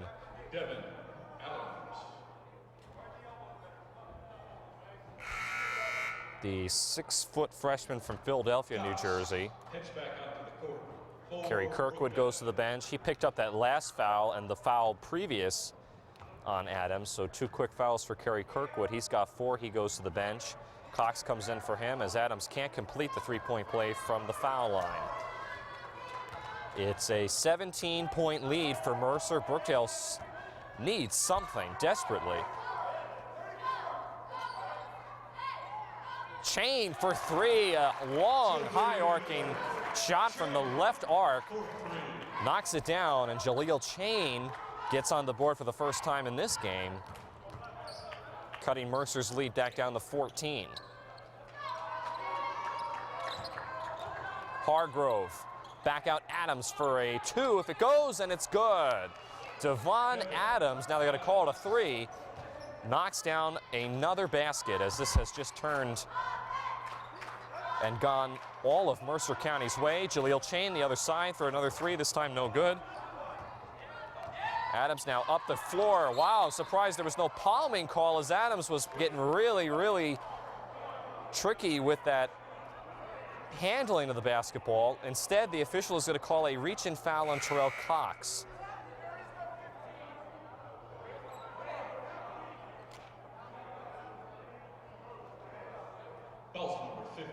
And now, oh, I'm sorry, they're going to call it on Devon Adams. That's his 4th foul. I thought the foul was on Cox. Coach Levy can't believe that one. I'm just as confused as he is. And now we have a tie-up as Simon was going to check in for Mercer, and he's going to stay on the bench. I'm not quite sure what that was about, but Terrell Cox does not get charged with that foul. Devon Adams does. That's his 4th foul. Harris for 3. Back iron, no good. Too strong. And the only thing that maybe Brookdale can hope for at this point is for Mercer to commit enough fouls that players start fouling out. Again, Adams has 4. Parmalee also has a lot of fouls. A lot of the players are in foul trouble, and they only have 6 guys on the court total. Parmalee couldn't get that wraparound layup to go on Dylan Salva. Brookdale needs something. McMenamin chucks up a three. Way too strong. Back iron no good. As Brookdale at this point, their offense is consisting of chucking up shots.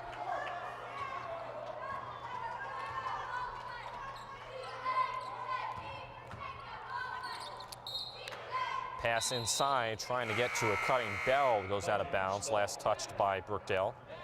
As Will Kosis will come in for Sky Harris. Heads back onto the court for Brookdale. Simon has checked back in for Mercer. So Devon Adams from Mercer will go to the bench again with 4 fouls. Simon comes in for him. And now here is Bell, who's very dangerous from behind the arc. Hargrove hands off Parmalee. Back to Bell. Thought about a three, wanted to take it, now pulls up from the foul line instead. And Ezrin Bell has just been unstoppable from all around the floor this afternoon. Kosis. Now we're going to have an offensive foul on Terrell Cox as he went over number 22, Hargrove. Wow. Offensive foul on number 4, Terrell Cox. That's his 4th personal. It's the 4th foul on Terrell Cox as he'll be charged with that offensive call as, again, he went over Hargrove. Here now is Hargrove to Bell. Back to Parmalee, back inside. Working it around underneath with 3 Jersey Blues is Armstead, and Armstead is going to be fouled. And now he's going to head to the free throw line. Fouls on number 34, Dylan Salva. His 3rd. So John Armstead will go to the free throw line, knocks down the first one. 6-foot freshman from Brown Mills, New Jersey. There he is.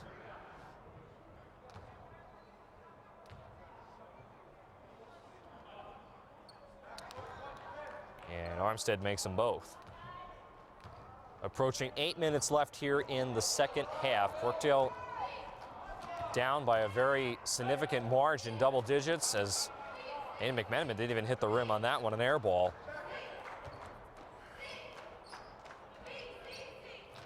Armstead to Hargrove. Shot clock down to 15. Hands off to Bell. Bell, you got to guard him so closely. He's so dangerous from shooting. Bell a three, top of the arc. In and out, no good. Brookdale caught a break on that one. That was halfway down.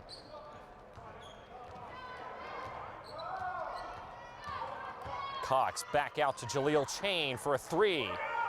Front rim no good. Salva back up with it. Hands off Kosis down low, lays it in. Nice job by Will Kosis to be ready for that ball and put it in. Brookdale, though, still down by 15. Armstrong almost lost it out of bounds.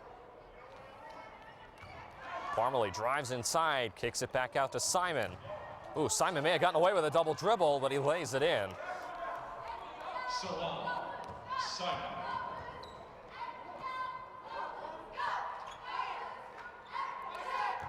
McMenamin, dangerous cross-court pass to Kosis, and Dylan Salva is going to be fouled underneath on Parmalee.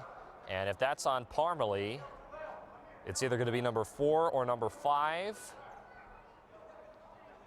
Waiting for official word. It's going to be 4 on Parmalee.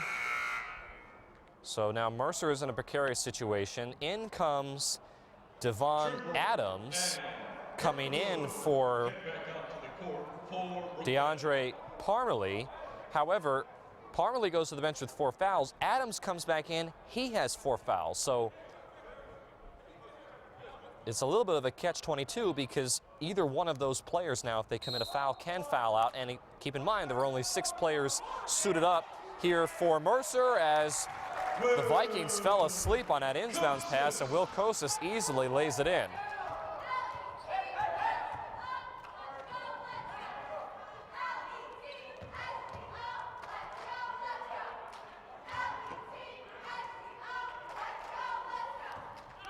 Armstead driving it onside on Kosis. Kosis partially blocked it, but he fouled him at the same time.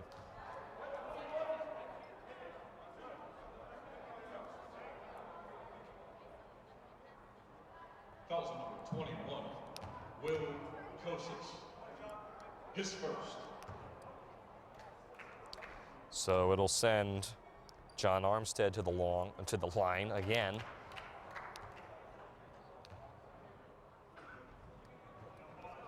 It's a 20-point lead as Brookdale's going to make a substitution. Dylan Salva comes out, and coming in for him for the first time this afternoon is Sam Orion Nitolo, who is a new player who joined the Jersey Blues roster during winter break. He comes in, he's a 6'8" freshman from Cliffwood, New Jersey, number 13.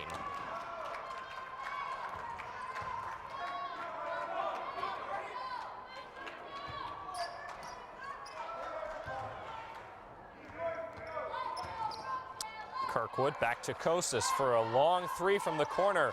Chain grabs the offensive rebound, no shot, as there's a foul on the floor on Mercer. It's going to be on, I believe, Ezrin Bell. And it's going to be number 3 on Bell. Kosis thought about pulling up, now backs away and knocks it down. Will Kosis has had a nice game off the bench. The lead, though, is still 19 as we approach 6 minutes, and Brookdale simply just starting to run out of time. Hargrove working against Orion Nitolo.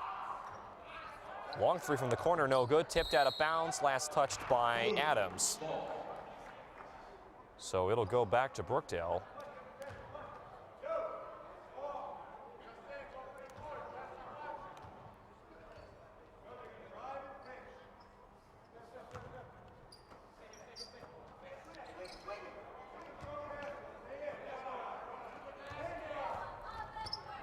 Kirkwood back to Chain. Chain pulls up on the foul line. Back iron no good. Trimble, though, making a nice effort to save it. Kosis lines up for a three. Too strong. Bell pulls down the rebound.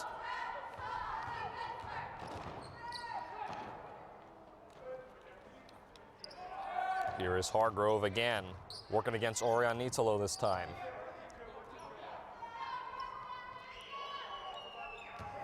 Mercer in no hurry at all on offense.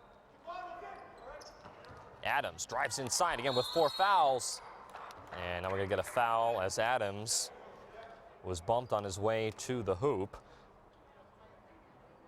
And he's going to quickly go over to Coach Levy for just a quick conversation. That's his 5th personal foul. That foul was on Aaron Trimble, by the way. That's his 5th foul, so now Trimble is gone, fouled out.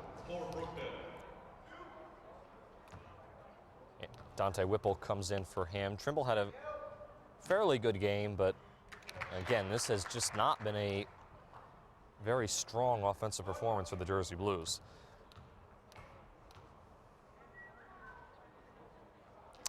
Adams back irons the first one. Kirkwood racing up the floor, goes right over Hargrove, blocking foul on Hargrove.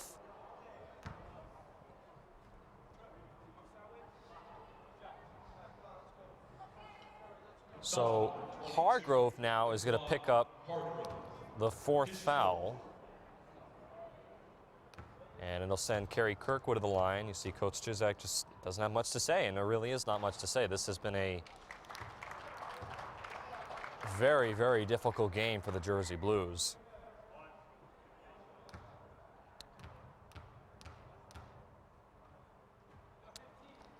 Kirkwood makes them both. Again, the engineering major was named Student Athlete of the Month in the month of February by the athletics department and has always put in a good effort on the floor. Adams comes up the floor, threw it at the feet of Armstead. As we're under 5 minutes left to play, Armstead to Hargrove. Simon.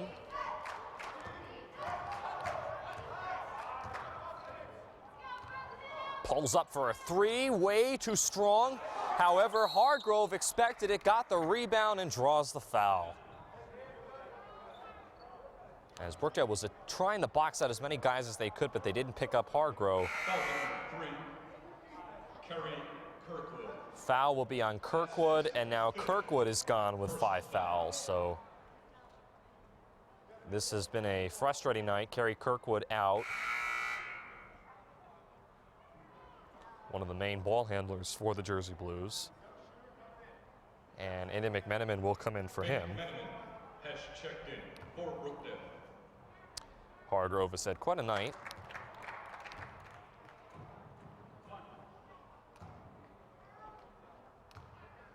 A lot of good rebounds. Front rim on that second foul shot. Again, Brookdale down by 19. They need something, and it's becoming clear that Brookdale is definitely struggling without Mason Jones or Jordan Little. Dante Whipple puts it back up too strong. Orianitolo with the rebound. Back out Chain for a 3. No, Orianitolo again lays it in, and Orianitolo gets his first bucket in this afternoon.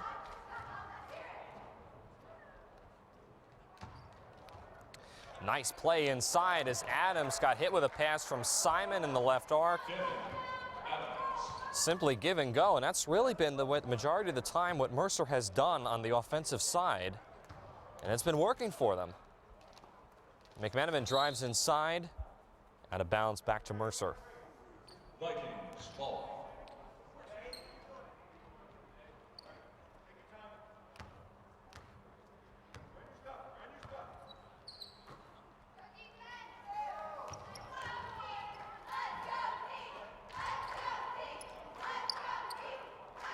Bell to Simon.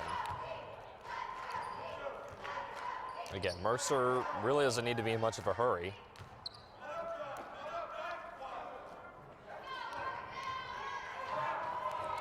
Shot clock down to 3. Adams inside, blocked away by Kosis. Kosis, though, stepped on the baseline as he had the ball. Just nothing has gone right for the Jersey Blues. Vikings ball. And all the people who have come out here to witness the Hall of Fame ceremony have definitely not necessarily been treated to a very good game.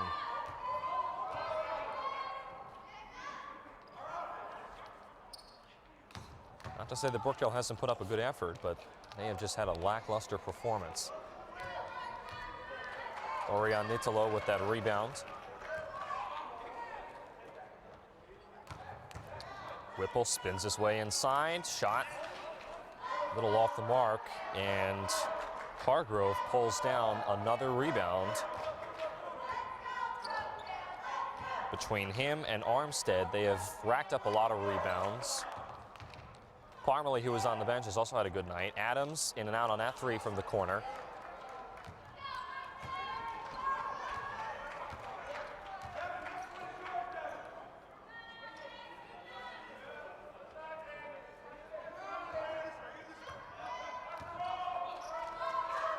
McMenamin a long 3, rattles it in from way behind the arc. But unfortunately at this point, I think it's just a little bit too little too late for the Jersey Blues. Again, this is their final home game, not their official last game of the season. The final regular season game at home. And this is certainly not the way that they wanted to go out. Ball thrown at the feet of McMenamin, scooped up by Orianitolo. Kosis driving inside, floats it up and in. Nice job by Will Kosis. Lead down to 14, but again, Brookdale just, at this point, I think, content to let the game play out as it is. Because Mercer has definitely been the better team this afternoon. Foul inside. And I believe that's going to be on Aiden McMenamin.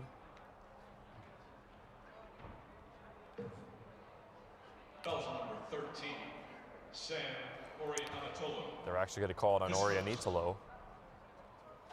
First foul on Orianitolo as Hargrove again continues to rack up a lot of points.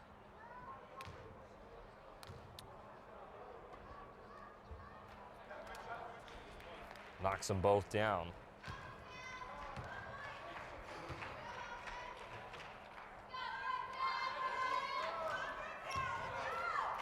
Coasts from the corner, off the mark, no good. Whipple brings it down, puts it back up and in. As Dante Whipple has had a nice job trying to come off the bench and fill in some of the gaps on the offense. Double teamed, Adams. Surprised there was on a walk there as Bell puts up the shot and just knocks it down. He is automatic from around the arc. If anybody was going to get the player of the game nomination, that would be Bell. McMenamin chucks up a desperation three and he rattles it home from way behind the arc.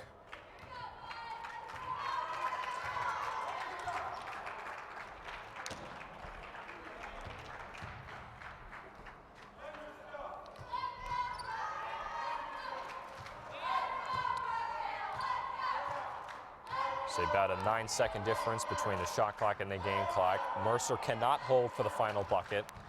Adams goes inside, hand off to Hargrove, no good. Rebound Orianitalo. Whipple comes up the floor, lays it in off the glass, and that'll just about do it. 1.4 remaining, and that's the end of a very, very difficult game for the Jersey Blues as they fall by a final score of 88 to 77. Brookdale actually was able to come back and started making some headway late in that game. However, it really was not much as they just struggled to put anything on offense. Again, they had to go without Mason Jones and Jordan Little. They had to go without those two guys, and it was a really, really big struggle for each of them. Not being on the floor. Brookdale trying to make it up with guys like Jaleel Chain and Dante Whipple, who came off the bench. However, in the end, Mercer, who came in here losing 3 straight games, is able to pull off the victory in the final regular season home game for the Jersey Blues by a final score of 88 to 77. Brookdale falls to 18-9. Again, Brookdale's last game is going to be against Raritan Valley. That'll be coming out later this week. And the Brookdale Jersey Blues will be locked in. The men are locked into the region tournament. However, this was not the way that they wanted to go out. Now the question will be where they will fall into place as far as seeding goes. So we're going to take a break here on Brookdale Television. Again, Tim Califamo live here with you from the Collins Arena. As you see behind us, we're getting ready to set up for the in-between game halftime ceremony, whatever you want to call it, for the 2016 Brookdale Hall of Fame induction ceremony. We'll have that coming up live here on Brookdale Television in between games. Until then, the women are coming up next at 2:30 Eastern Time. We'll take a break and step aside. Again, Brookdale loses to Mercer 88 to 77. We'll see you after.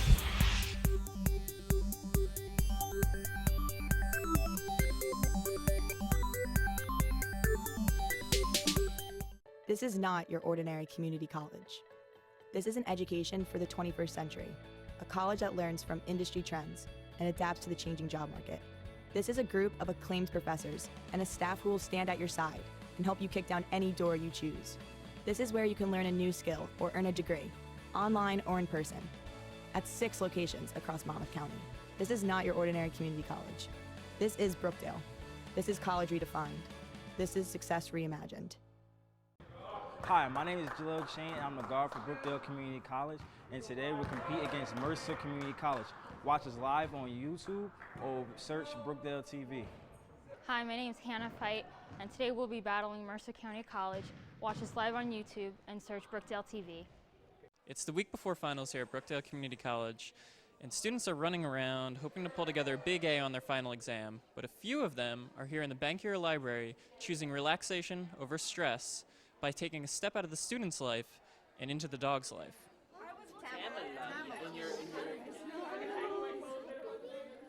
Well, this is an annual event that we do. Actually, we do it every semester.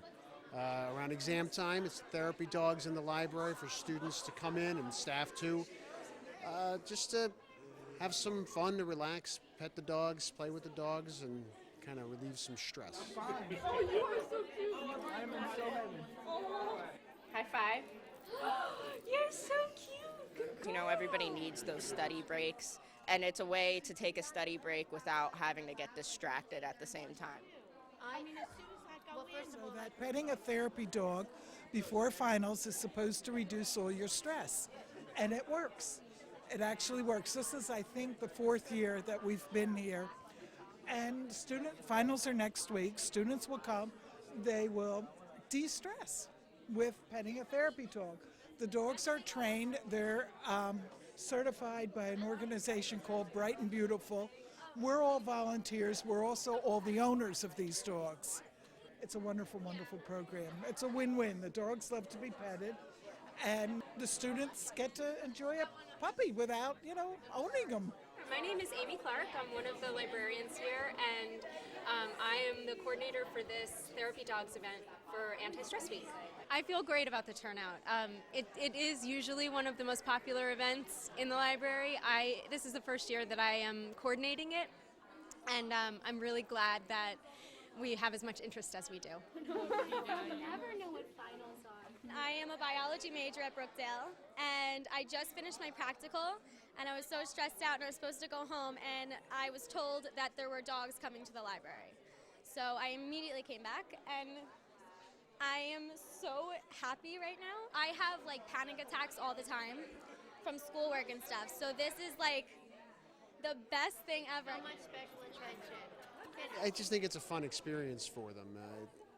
If you're a dog person, it's great. If you're not a dog person, it's hard to not walk by and still want to give them a pet. And it's hopefully it'll get students to kind of relax at this time of the year that can be very, very stressful for them. What do you like about humans? What do you think of this event on campus?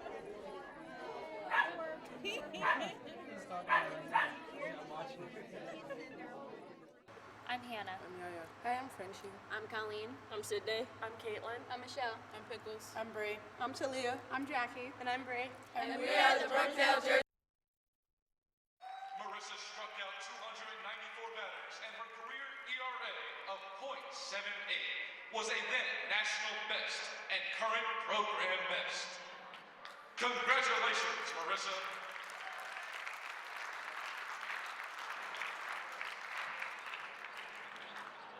Next up, we have Lori McDermott Kirschbaum.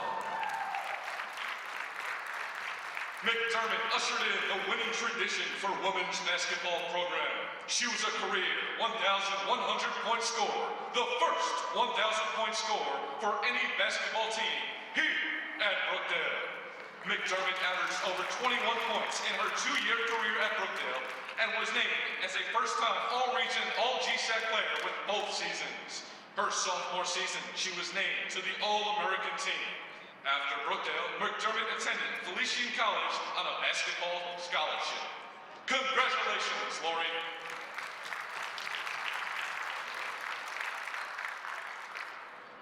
Next up, we have Dennis McCaffrey.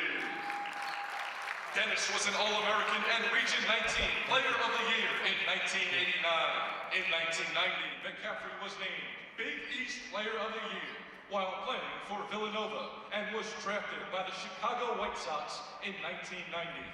In 1991, McCaffrey was a member of the Wildcats Big East Championship. McCaffrey also played in the Cape Cod League. In 2012, he was inducted into the Union County Baseball Association Hall of Fame. McCaffrey is currently the head baseball coach at Cranford High School. Congratulations, Dennis. Next up, we have Katie McDonald Montando. Katie was instrumental in bringing back the women's soccer program in '97 after a hiatus. McDonald led the team in their first national tournament appearance in 1998. She was an All-American, All-Region, and All-GSAC player in 1998. Congratulations, Katie.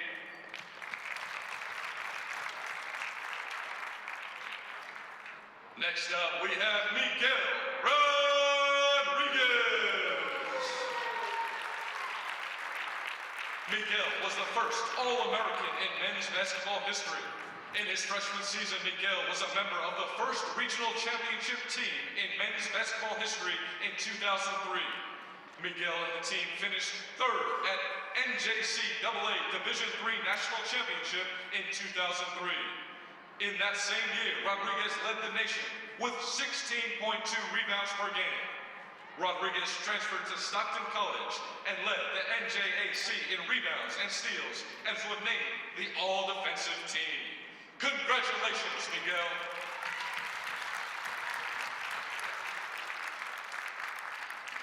Next up, we have the 1986 Brookdale baseball team. The Brookdale Community College baseball team finished third at the NJCAA Division I Baseball World Series in Grand Junction, Colorado. They finished with a team record of 38-9, winning the GSAC Championship, Region 19 Championship, and the Mid-East District Championship in Hagerstown, Maryland. 4 members of the 1986 team got drafted or signed by a major league club, including Jeff Capilla for the Oakland A's, Tracy Pankowski for the O's, Gary Smith for the Detroit Tigers, and Ken Welch for the Cleveland Indians. Congratulations, guys.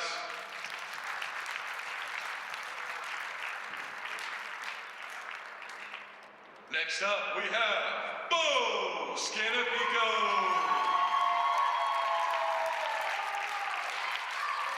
Bo has been coaching the softball team for 30 seasons and counting at Brookdale. He took the team to the NJCAA National Championship Tournament 18 times, winning 3 national championships. He also won 18 Region 9 championships and 15 GSACs. Bo holds an all-time record of 990, 226, and 3. Scanapico, a 2007 NJCAA National Junior College Softball Hall of Fame inductee, 2013 Jersey Shore Sports Hall of Fame, and a 3-time National Coach of the Year, and a 2010 NFCA Coaching Staff of the Year. Bo, congratulations! And last but not least, how can we forget Jack Ryan?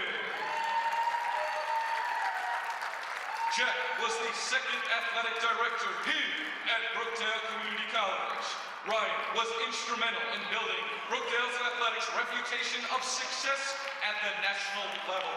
Ryan was a pioneer and champion for women's sports, and he's the only male to receive the NJGWSD Award in 2010. Ryan coached men's soccer, women's softball, and coached the first ever women's soccer program in the state of New Jersey in 1979. Ladies and gentlemen, Jack Ryan.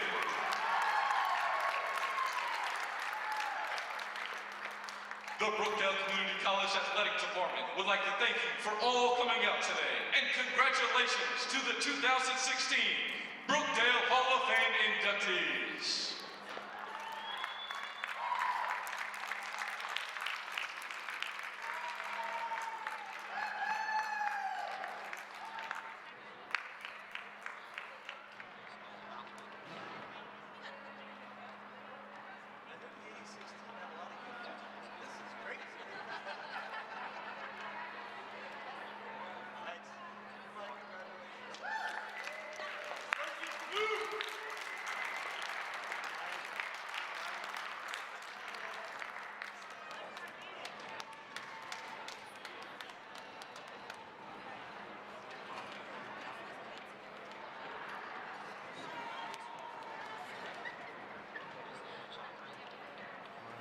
Thank you so much. Thank you so much. Yeah. It's a good team. Yeah, absolutely.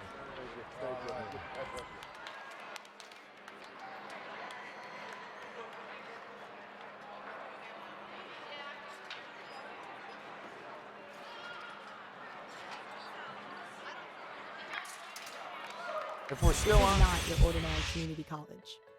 This is an education for the 21st century, a college that learns from industry trends and adapts to the changing job market.